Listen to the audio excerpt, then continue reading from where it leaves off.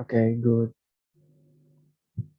evening, everyone, and I hope you guys feeling well and healthy because today we are going to discuss chapter 6, which contains teaching language skill.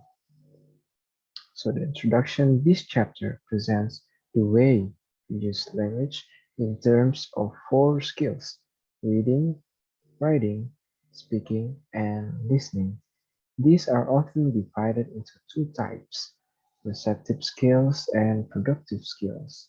The former is a term used for reading and listening, skills where meaning is extracted from the discourse, while the second, productive skills, is the term for speaking and writing, skills where students actually have to produce language themselves. So the first one is teaching receptive skills. Teaching reading. To get maximum benefit from their reading, students need to be involved with in both intensive and extensive reading. Intensive reading is often, but not exclusively, teacher-chosen and directed.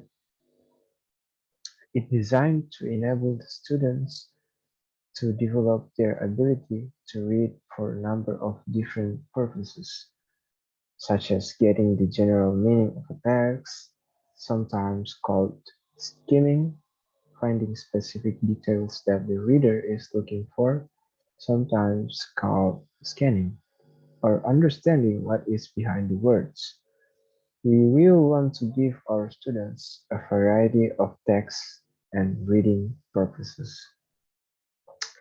And the second is intensive reading.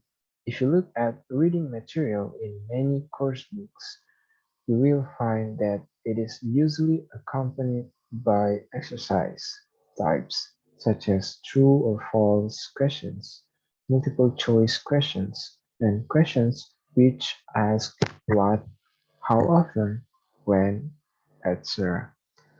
Faced with this, students may well feel as if the object to the exercise is to test their ability to read rather than helping them to understand better. And the next is analytical reading. One of the main reasons that language learners read is to improve their lexical and grammatical knowledge.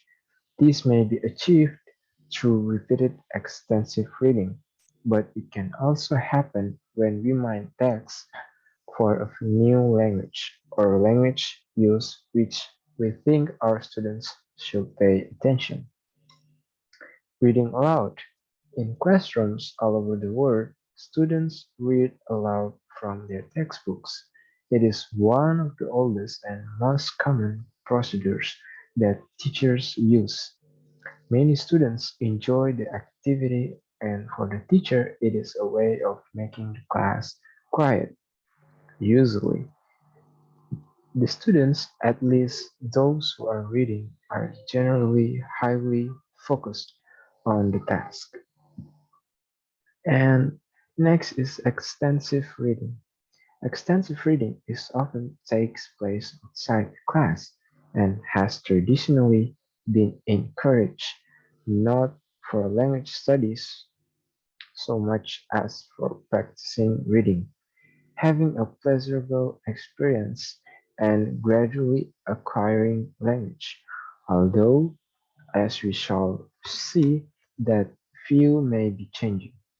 The more students read, it is believed, the better they get, not only at reading but also at vocabulary recognition, spelling, writing, and even pronunciation. Reading sequences. The following reading sequences involve a range of activities. The students engage with full texts in order to understand their overall meaning. They use prediction to activate their schemata.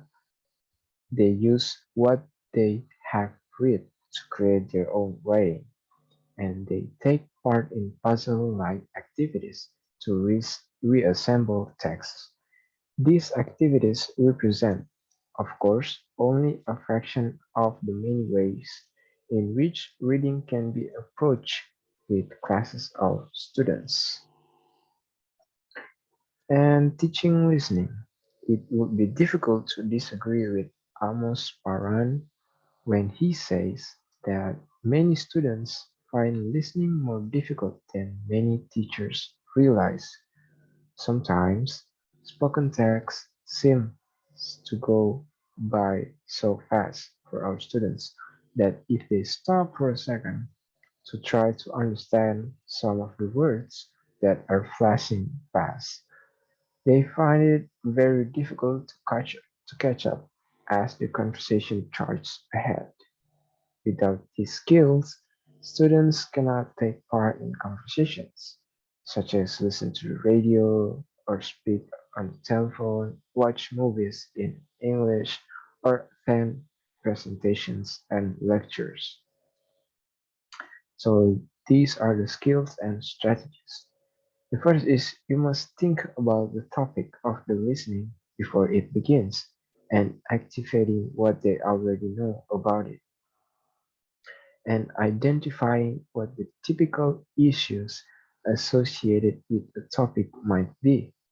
When the listening is a dialogue, thinking about what people typically say in such situations and predicting the kind of vocabulary they are likely to hear and taking notes of keywords while listening to aid memory.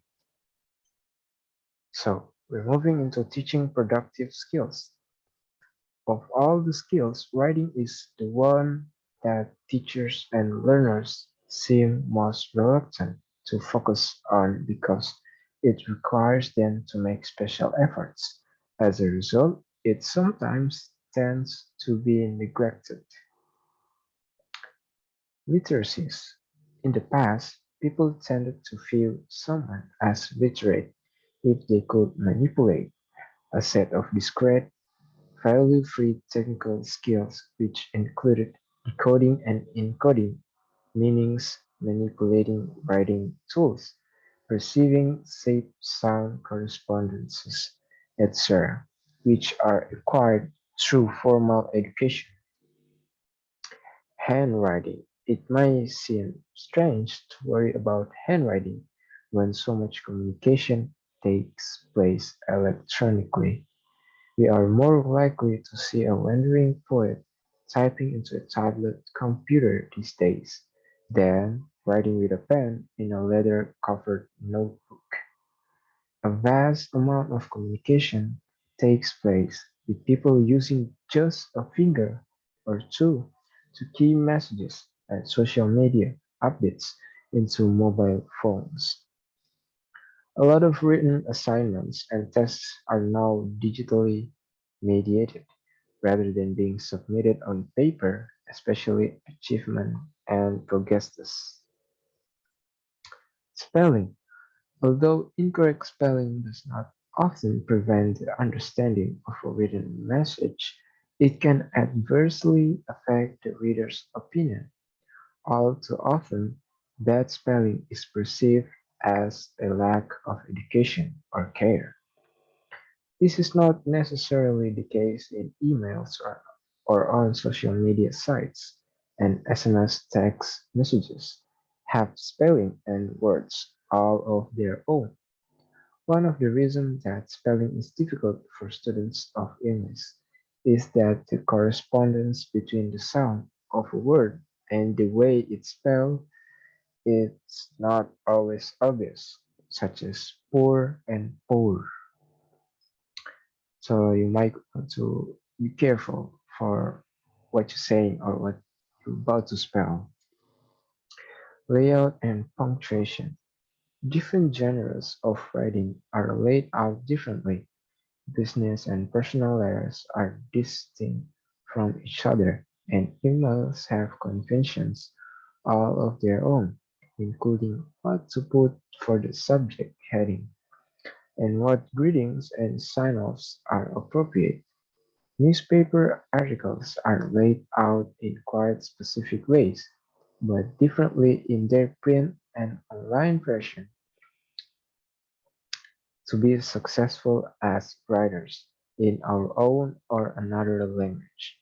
We need to be aware of these layouts and conventions and use or modify them when appropriate to get our message across as clearly as we can. This is all part of successful genre writing. Creative writing. The term creative writing suggests imaginative tasks such as writing poetry, stories, and plays. Such activities have a number of features to recommend them. Chief among these is that the end result is often felt to be some kind of achievement. Students frequently take great pride in what they have done, which is sometimes not so apparent in less creative writing activities. When teachers set up imaginative writing tasks so that their students are thoroughly engaged, those students frequently strive harder than usual to produce a greater variety of correct and appropriate language than they might for more routine assignments. Writing for learning and writing for writing. I'm sorry. We need to make a distinction between writing for learning and writing for writing. If we are to promote writing as a skill, writing for learning is the kind of writing we do to help our students learn a language or to test them on that language. Thus, if we say write three sentences using the going to feature, our aim is not to train the student to write, but rather to help them remember the going to feature. The same is true when we get them to write, say, for a test, four sentences about what they wish about the present and the past. Teaching speaking. Teachers use a variety of activities to get their students speaking in class. Their choice of such activities will depend on who the students are, how enthusiastic they are about speaking, and what kind of speaking they need to practice. Quite apart from general fluency, students also need to learn to use different levels of formality and politeness in spoken language. Helping students perform competently in spoken English is one of our main goals. This will involve helping them to understand how spoken English functions and giving them opportunities to acquire conversational strategies. And speaking repetition is a key ingredient in successful language learning. Is especially this is especially true of speaking practice. Each time the students have a chance to say the name or similar, to say the same or similar, I'm sorry, things, they get extra opportunities to try language out, refine what they are saying, and especially feel increasingly confident about what they are saying. One of the ways of prompting repetition is to get students to take, in turns, different parts in a dialogue. We can also ask them to tell the same story from different points of view. Storytelling. In our daily lives, we tell stories all the time. When we arrive at work, we talk about our journeys. When we get home, we talk about what happened at work. We tell each other the story of a movie we saw or a book we have read. We spend hours of our lives telling other people what has happened to us and gossiping about other people. So that is all for me. Chapter 6, Teaching Language Skills. My name is Gilbert and I hope you guys enjoyed my presentation. Thank you.